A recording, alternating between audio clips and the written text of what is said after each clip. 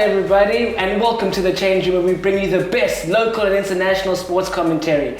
I am your host, Tibs, and as you can see next to me is not the man I like to hate and the man I love to hate. Spool, we have a special guest. Spool sadly can't handle Kaiser Chiefs losing to Pirates, so he's not here for this current week. But we have a guest. He is a myth. He is a legend, Mr. Carvin Goldstone. Thank you for coming, Carvin. Thanks for having me, Tibs. I'm a bit of a big myth. I know everybody knows you as a famous South African legendary comedian, but I don't think they know that you are an award-winning sports journalist. Yeah, so I was a journalist for most of my life before I decided that telling jokes might be a better way to make money.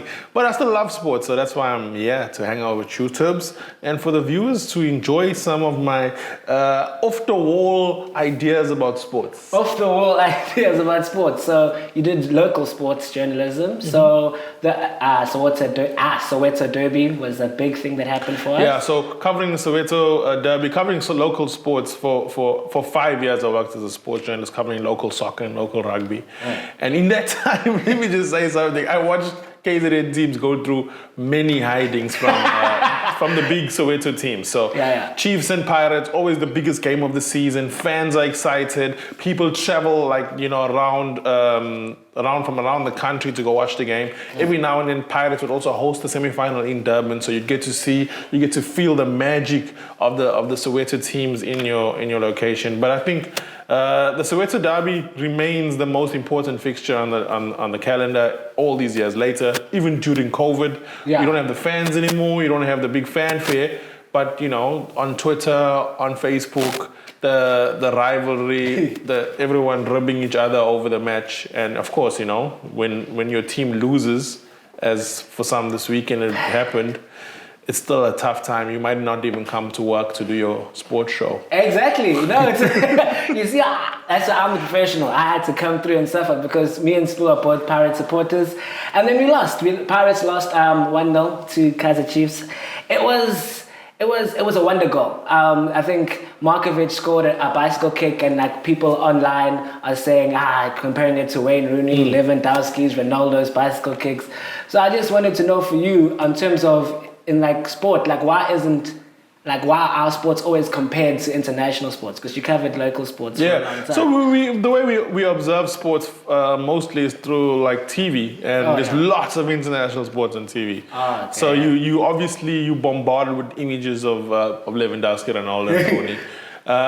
So the Chiefs and Pirates game, it's the biggest one, and supporters of other teams might even think there's too much emphasis. Yeah. Just on the game, Pirates was in some ways unlucky because they did have the majority of the possession. They had more corners. Mm-hmm. So, the game was theirs to win. They would have been the favourites for that one. Yeah, definitely. As is the ball with football, anyone can win the game with a freak moment. And like that was.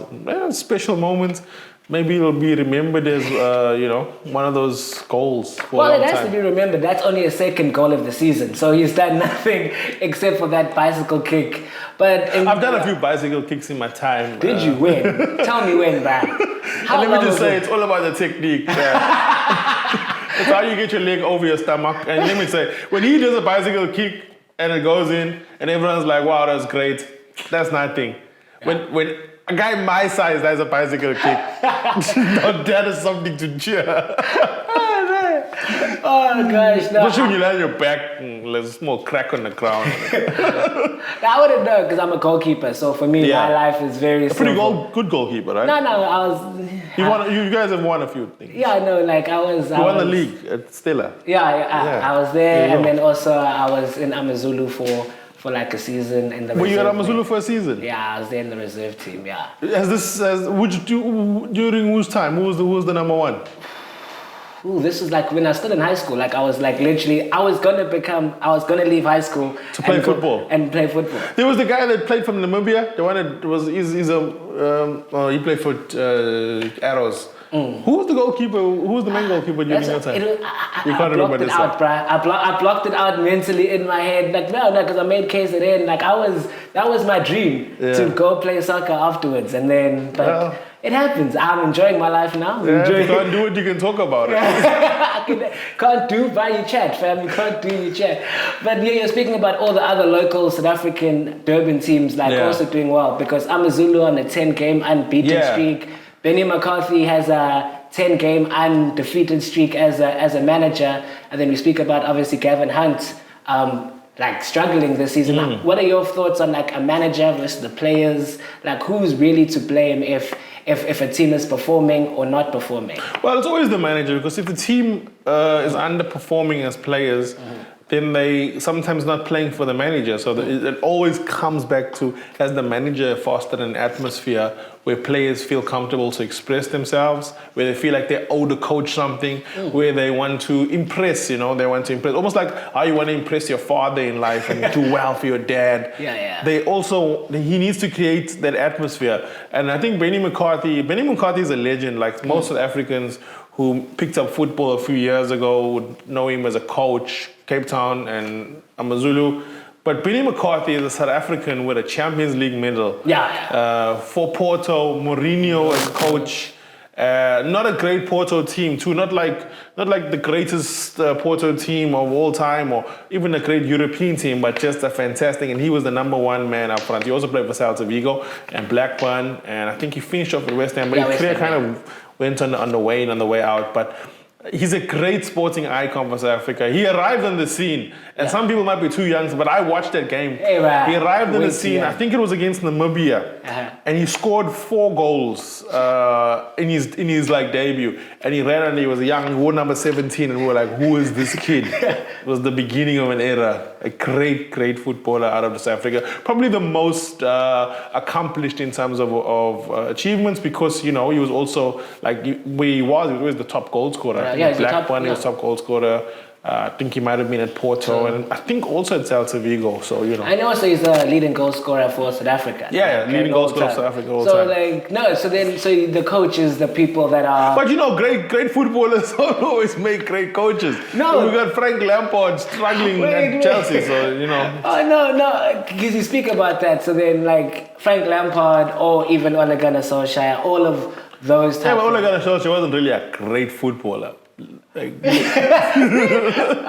was okay, but let's be honest, he wasn't even Ferguson's starting team. Okay, no, that's controversial. He did score once against, I think it was Nottingham Forest. I watched their game too, 1990, I think it was 99 or 98. He came off the bench and scored 4 goals in I think it was 12 minutes. Yeah, so he's definitely someone who knew how to find the goal. He was part of the 99 treble winning team, and he scored I think it was the leveler, right? And the winner. He scored the winner. Sheringham scored the leveler, he scored the winner. One of those two, right? So, he's an accomplished footballer. But he's not a legend. No, but he's also, I think he won the league with Mulder. I might be wrong, but he won the league with Mulder. He had a bad time. He shouldn't have taken the Hull job. That was always going to be, I think Tan was the owner, it was always going to be a job that was... Yeah, because they were in the relegation on the way down. I don't think Ferguson wanted him to take that job.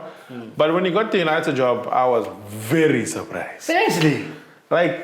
Aside from Mulder, Ole has no pedigree as a coach, aside from the Mulder moments. I mean, there's great coaches out there.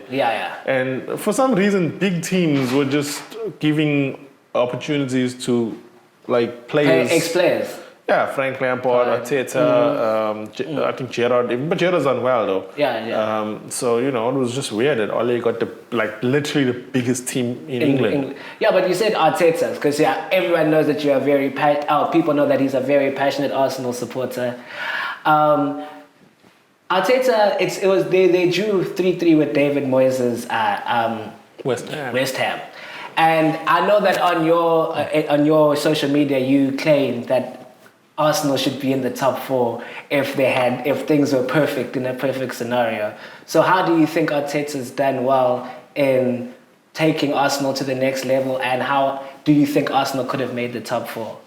I don't think top 4 is a measure of success at the moment. Oh, okay. For Arsenal, there's a good reason for that. I think just the league. Arsenal's never won a league with a suspect defense. Dodgy defense, Arsenal's always won the league with a solid defense. And Arteta inherited some dodgy players. Mustafi, Kolasinac, Socrates. So the rebuild, for me, I measure him on trophies. You support United? Yeah. I'm sure you want Ole to win trophies. Like, can Ole go another season without winning a trophy, without winning one trophy? How many seasons would that be at United with no 5. trophy? 4. How many of his? For him, it'll be his third year. And his third year? Yeah. Arteta's 1 in 1. Maybe 1 in 2 if you counted the Community Shield. That's 2 options. Now, if you look at the Europa, this becomes a very important competition for Arsenal and for Man United because for Man United fans, this is the only opportunity at a trophy. I don't think they'll catch Man City. No. It's not impossible. It can happen, but I don't think so. So, the Europa is going to be very important if they can make this Europa final firstly and then win it. For Arteta, winning the Europa for me is very, very possible. He sets up his teams in a way that I think he could win. No, because you obviously, like, you're an Arsenal fan. This is passion talking. That's what I said. So in what way do you think he has done that? Like, to give you hope? Yeah. Because I think he's a ruthless manager in terms of what he wants to achieve. And I think Arsenal, for many years under Wenger, was very father-like figure. You speak to ex-players, they still love him, they still talk about him glowingly. I don't think Arsenal players, many of them will talk about Arteta in the same way. But I think Arteta has already shown that he does get results. So, he dropped to Aubameyang because Aubameyang came late. And Arsenal still won the London Derby against Spurs. So he's ruthless because he wants players to do specific things. He wants him to press. And he's also, he's brought in players that I think are going to make Arsenal a better team going forward. Arsenal's never been a problem going forward. But you've got Emil Smith-Rowe and Saka and now Martin Odegaard, who's just made Arsenal more fluid, a lot more movement.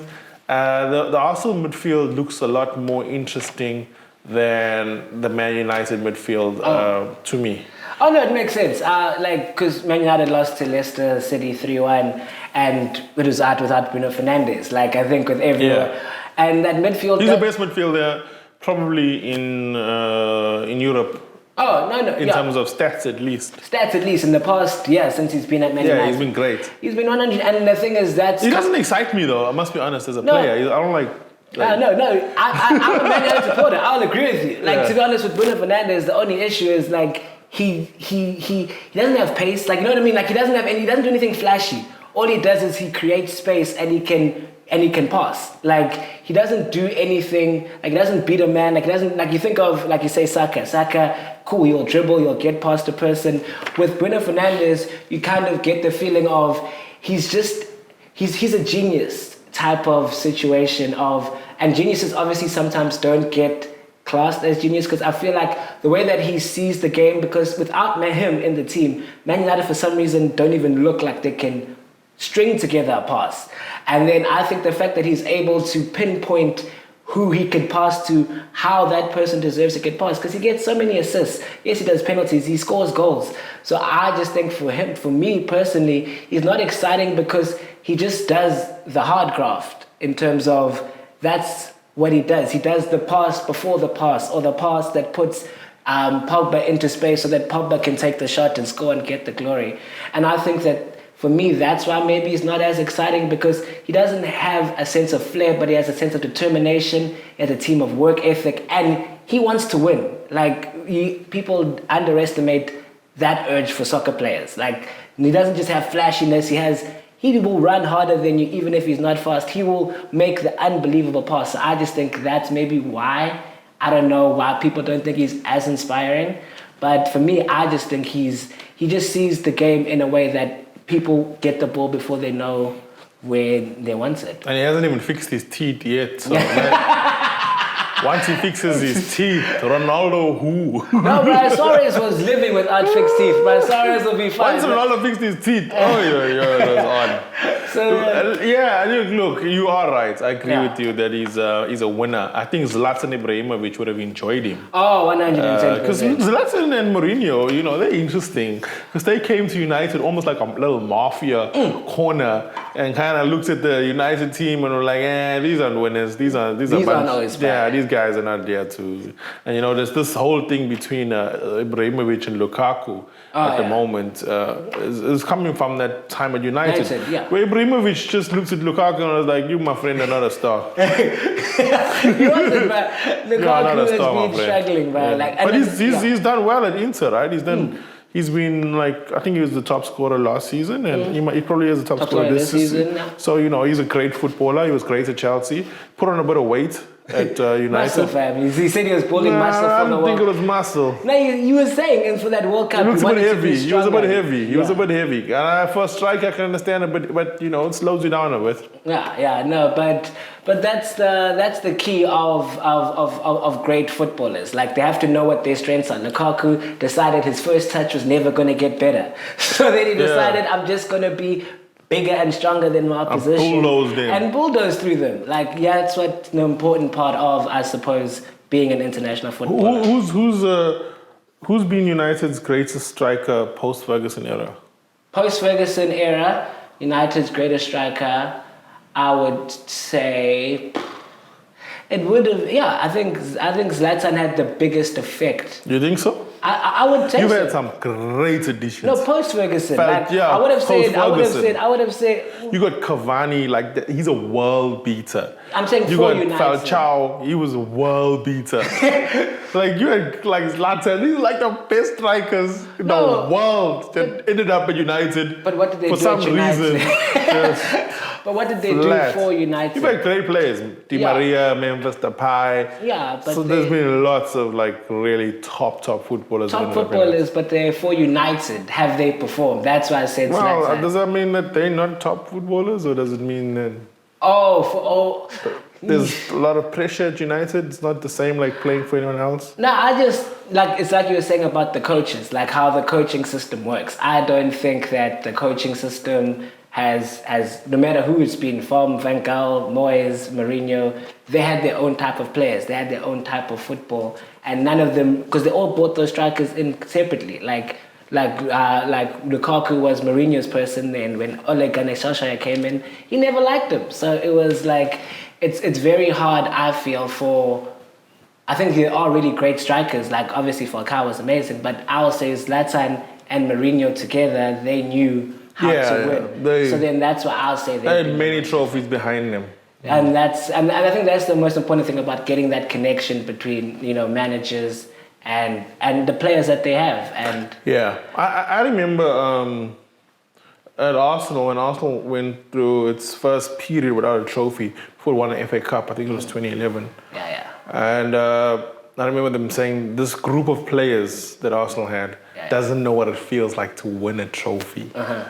And that's a crazy feeling. You think about the batch of players never having lifted something in their professional careers.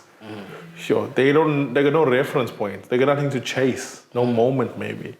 But you've got a few players who were around when Mourinho was there. When you lifted the Europa and you lifted was it the Carabao Cup? Yeah, Carabao Cup. For me, I always say that I don't think Ole has the mentality to help us win. You're not a fan? I'm not a fan. I don't think United are going to win. I'm not Ole at the wheel or Ole out? No, Ole out if I had to pick a struggle. If I had to pick a struggle, I'd say Ole out purely because for me, I think he's been given time and I don't see where people are improving, but the team is not improving.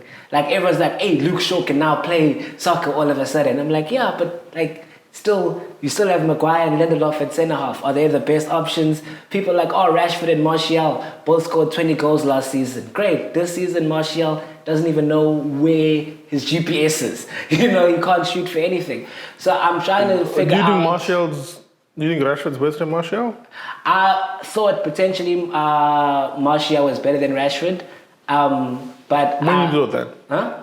I think I would have said this season. But before that, I think Rashford's overrated, to be honest.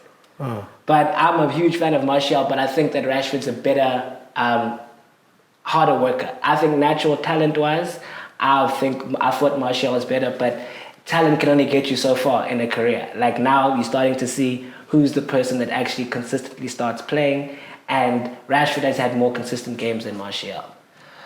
But speaking about we speak about like footballers and managers, but then Liverpool, because I don't know if you know about LeBron James is he's increased his stake in the Fenway Group that owns Liverpool and a lot of American baseball teams, and now he's I think the second owner of the black owner of the Fenway Group.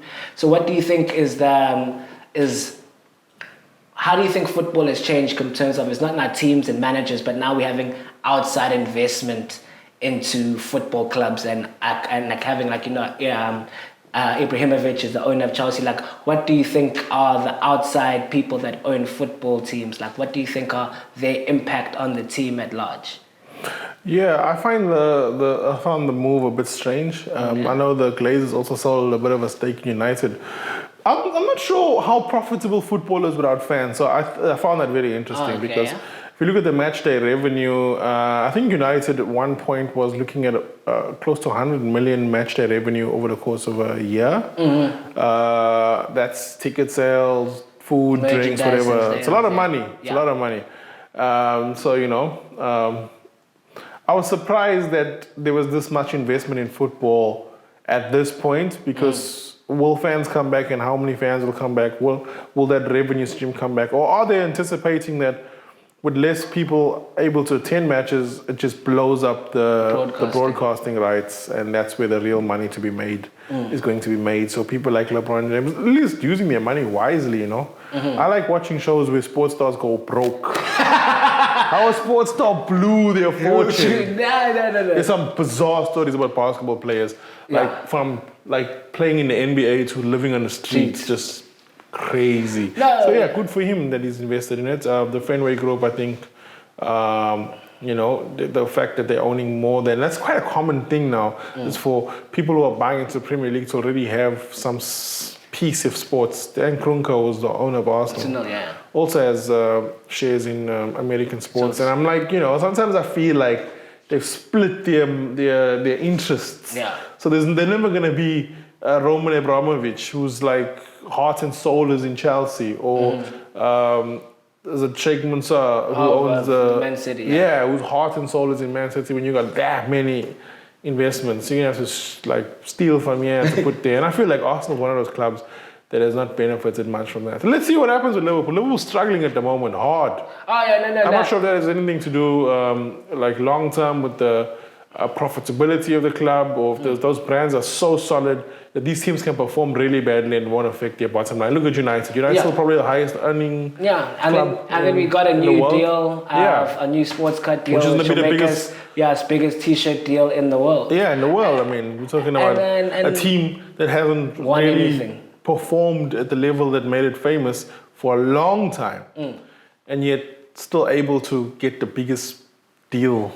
I think that's how. Wild. No, but I think it's how we've gone of sports now. No more about sport. It's about the brand and what you can sort of. But also football fans. Not so much with rugby fans. It's a bit different. Maybe basketball fans also fall in the same. Are pretty unreasonable. Just human beings. They're almost like Trump supporters for their team. Their team can do nothing wrong. They fight for their team. They can't see it any other way. No, they can't. I'm not sure if you're a fan like it. Are you a fan? I am a fan of I am that fan. Cool. If Man United lose, I'm I won't watch sport for 2 days. But I'm that. Would you argue that they shouldn't have lost? For 2 days. I will say I will fight the referee. Blame the referee. I'll blame the ref. System. I'll blame VAR. I'll blame. The Venezuela. VAR system from Venezuela through the. I'll blame Ole. I'm bro, Ole out. I'll be there with the campaigners. I think people are very passionate about it. Some fans don't like fans like that. They say Ole out. They don't show no faith in the manager. I'll say from the beginning. Do you support the club? You must support the club. The club chose Ole. You stick with that. I celebrate when you win. But I don't think. I can disagree. Why can't I disagree? Why can't we be adults and say that I think we can do better? That's how I feel. It's gonna drink this invisible water. But no, so you're mentioning about rugby because like you were saying how the sport's changed. So then obviously we have a lot of local rugby that's happening. Yeah. A main thing that we were talking about before we got onto stage is like because the Sharks signed Sia Khaleesi to the Sharks. And then everyone's like, where is Sia Khaleesi? Yeah, where is he? I saw him in Cape Town, chilling and partying. I was seeing him there. I was at Afros. I saw him at Afros. He's giving speeches to the world. Like he's not on the field because the Sharks need him because the Sharks lost 43. Why? Well, there was a close game. I'm not sure if you watched it, but I watched the game. The game could have gone. The Sharks were chasing the game for a period, and I thought, you know what, if they get to level, then it's gonna come down. And it came down really to a kick. Yeah. And it was the worst way to lose because it was such a high scoring game too. 43-40. Yeah. It was quite a high scoring game. Good game. But the whole time I'm watching, like, why would you get Sia Khaleesi and like be out here struggling when you got the world champion captain on your books? Yeah. Why is he not playing? No, that's the thing, because like we were wondering, like, because like we're thinking, is this just like maybe a publicity stunt? Obviously, like no, but like it's more for image. Like cool, because he's giving talks. He's like being an ambassador for the Sharks. And then we were trying to think, is this maybe his retirement package type of thing he's looking at? Because he's still got some legs in him, though. Yeah, but then why isn't he? That's what we said. Like we're trying to figure out why wouldn't they try and start. It's good to see Yanni du Plessis playing for the Lions. I haven't seen Yanni du Plessis. Yanni du Plessis is a legend. I haven't watched enough rugby. Maybe he has been, but I was like, wow, this guy is still playing. No, he was like in the 2017. Yeah, same. Yeah, even Francois Spain and Ruben Pienaar also playing for the Cheetahs, and I'm like. Wow, I think that we're bringing back all of our players because they all migrated overseas to go earn money. Yeah. And we're trying to bring them all back. I don't know, for some renaissance or maybe the COVID situation's happening. But I'm really excited to see them because they're leading our new generation. Because these players, like you said, they've learned how to win. And now these players are making this new generation hopefully get that winning ethos because the World Cup's in 2 years' time and I don't think the Springboks are ready to kind of make a challenge because we haven't. Yeah, I wouldn't put too much pressure on the Springboks to win another World Cup. Like they'll be 2 in a row now. They can do quarterfinals or whatever in this one. It'll be okay. We'll try. No. But so then for the viewers at home, we have other results from the kickoff. The Pumas defeated the Cheetahs. Pumas defeated the Cheetahs. Like that was a huge thing. Like Cheetahs are one of the biggest rugby teams. Great franchise. Free States. Love rugby in the Free States. Good support systems, like good development systems in the Free State for Cheetahs rugby, so yeah. Yeah, so then the Pumas defeated them 22-15. I'll be disappointed. The Pumas could be coming along for the Currie Cup. Like I think that we need to support our local franchises to try and make a better like group of players so we can have a squad to pick from for the World Cup. And then our last one would be the Stormers defeating the Bulls 34-29. And I think that was a great game of running rugby again. Like both teams, Jake White coming to the Bulls, like he's really revolutionized like the format of the game. Like he's revolutionized and he reminded us why, hey, this guy was pretty dope back in his day. Yeah, Jake White's a champion. He won the World Cup. I remember when he came to the Sharks. Yeah. And it was like Jake White's coming and Jake White don't mess around. Jake White's a winner. Yeah, and he's bringing that mentality, showing us again, like, the coaches have a very important way in how to get the players and the team, like, going across in the correct way of playing. Carvin, do you have any, because our show is nearly wrapped up, so do you want to say anything to the people about, because you have some comedy shows that you want to plug through for everybody? Yeah, so for those of you in Pretoria and Johannesburg, I'll be in Pretoria and Johannesburg on the 26th and the 27th of this month, March. That'll be Friday and Saturday. Friday at the Sky Hotel and Saturday at the Menland Fire and Ice, that's in Pretoria. It's a 1 hour show. I'm preparing for a new special. And if you come to the Friday show, you can also come to the Saturday show because it's going to be 2 different shows. Okay. I've got this new thing I'm doing, the Carvin Goldstone experience, where I don't actually know what I'm going to do. I kind of go up and we take it from there. Okay, no. So I know you're new to the show, but we have this final segment called MVP. So that's the most valuable player. So that's the most valuable player of any sport. Go in the comments below. Tell us. We'll speak to you. We'll go through. Do you have your most valuable player? So I'm a football fan. Primarily, I do dabble in other sports. Chess, darts, snooker. But definitely the biggest player of the week for me was in the Europa League, which might not mean much to Champions League fans. I'm a Man United supporter, bro. We're in the same. We're in the same WhatsApp group. We watch football on Thursday, and up against Spurs, Dynamo Zagreb. What a performance! They came in, won the game 3-0, and basically took the tie. Yeah, and they shouldn't have won 3-0. Like Spurs took it for granted. Spurs are like, we have a 2-0 lead. Like, all we got to do is be chilled. And then the homeboy came through. So the most valuable player from Dynamo Zagreb. Definitely. Ismail Bangura, most valuable player. Ismail Bangura. For those of you who want to check out those goals, this man really just put Spurs to the sword. Yep. Mourinho, just downcast. Spurs could not believe they threw away the first leg lead. And so, I'm not sure how far Dynamo Zagreb goes in the competition. Yeah. But definitely this will be their trophy for the season out of Europe. They can take this and say, wow, we beat Spurs. We came from behind and won 3-0. And that's the big play of the week for me. For me, my player of the week was Lizelle Lee. She is a Proteas female cricketer. She is the #1 rated ODI batsman, and she helped the SA women's team defeat India by 6 wickets in a last ball thriller.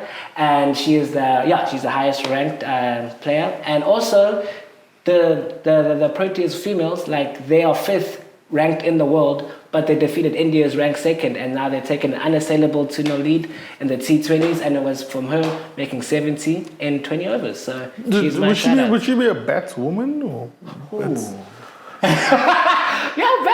batswoman? Oh, batswoman? Yeah, I think I would say she's a batswoman. Yeah, I think they call them batsmen, but that's wrong. That's wrong. She's a batswoman for the people out there. And then your fixture of the week. What is your favorite fixture to have watched this past week? I really enjoy the Lions and Sharks. It's been a while since I watched rugby. It was a tight game, won with the last kick of the game. So a local play. I'll go with a local play. Sharks unlucky to lose the game. But lots of positive signs and also a lot of fight back. I think that's the most important thing is when your team loses, you want to look at the game and ask yourself, but did we put enough fight in this game to give us hope for the next game? And sometimes your team loses and you feel like as you walk away from the game, they didn't even try. But Sharks fans, you can keep your head settled up. I know, for us Sharks fans, this is only the beginning. Siya Kolisi is going to come and save us. Captain South Africa. He's going to come through and he's going to save us. But for me, my fixture of the week probably has to be just because I'm really happy about this. Because in our thing, we have a Six Nations bet. And Spoo believes France is going to win the Six Nations. And they kept their hope alive by beating Wales 32-30, but it's going to be not virtually impossible, but the permutations for France winning is they need to score 5 tries, have to sacrifice a goat, win by 20 points. They have to score 5 tries. They've made it hard for themselves. Yeah, they basically have to score 5 tries, win by 20 points. They have to score 6 tries and win by 18 points. It's very hard. So thank goodness that France never got a bonus point, so that Wales can win the Six Nations, and I can prove Spoo that he's a buffoon and he's wrong. I feel like I'm taking the Spoo energy at the moment. Yeah, you can take the Spoo energy for today. I'm looking at you. I'll tell Spoo that he's going to be you chubby Spoo, you. But there are important fixtures coming through for the following week. So who are your teams that you believe are going to be in the running for the Europa League and the UEFA Champions League? Well, you've got this international break that I really like, any football fan. International football is not real football unless it's the World Cup. So we find it that's whatever, can I get done with this thing? So for 2 weeks we'll have a break and then we're back into it. And I'm feeling quite positive for my my team, Arsenal, to do quite well in this up against Slavia Prague. So I feel like there's a good opportunity for Arsenal to get a trophy. They'll have to beat Slavia Prague, and there's a chance that Arsenal might face Man United in the final if Man United gets through, which would be a nice throwback to the days of old when the rivalry between Man United and Arsenal was for the league title, it was for the FA Cup, it mattered.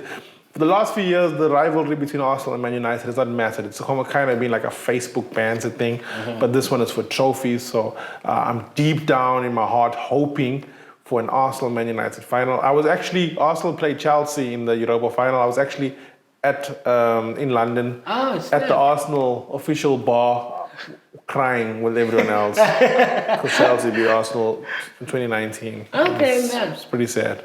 Okay, no, thank you. So I feel sad for you. Like it's those things when you lose. Like when Man United lost, I died, I cried. When Pirates lost, I was like, I was gonna be like Spoo and not come into work today. But then there'll be no show. So I'm really happy. We look for those moments, we're